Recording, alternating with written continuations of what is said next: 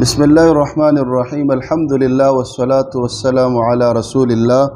اما بعد، ډیرو قدرمنو معززو، د ټولو نه اول زه د حافظ عبدالرؤف حفظه الله او د فضیلة الشیخ عارف الله حفظه الله او د دوی سره د راغلو ملګرو د ټولو شکریا ادا کوو چې دلته دوی تشریف راوړه او راغلل. الله عز وجل د دوی ته اجرونه او ښایسته بدلې ورکړي. عزتمندو اوریدونکو او کتونکو،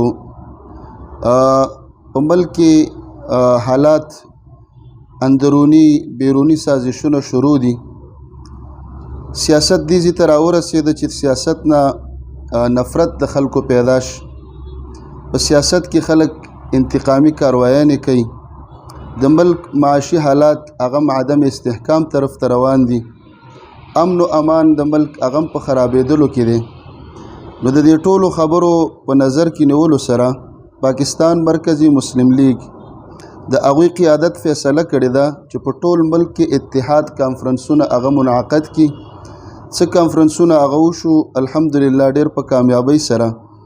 را روان کانفرنس چې موږ به انشاءالله په هغې کې بھرپور شرکت کوو او تاسو ټولو ته د شرکت دعوت درکوو. هغه به روز اتوار 11 جون او شام 6 بجې FC چوک ډینس پلازا پېښور صدر کې. په دې کې به د پاکستان مرکزی مسلم لیگ مرکزی قیادت انشاءالله هغوی شرکت کوي او د دې پاکستان د هر مکتب فکر علماء کرام مشایخ هغوی به په هغې کې شرکت کوي، بیانات به کوي او پیغام به دا وي چې په دې ملک کې علماء کرام ټول مسلمانان هغه متحد شي. موږ ټول مسلمانان په لا اله الا الله په دې باندې سره راغونډ شو، نفرتونه ختم شي، بغض ختم شي، بدامني ختم شي او د مسلمانانو اسلامی دعوتونه هغه په خیر سره په کامیابی طرف ته روان شي.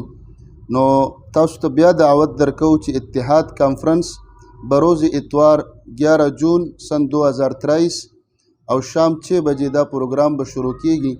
ټول مسلمانان په دې کې شرکت وکړي. وجزاکم الله خیرا وبارک الله فیکم. اتحاد کانفرنس 11 جون بروز اتوار شام 6 بجے FC چوک ڈینس پلازا صدر پشاور.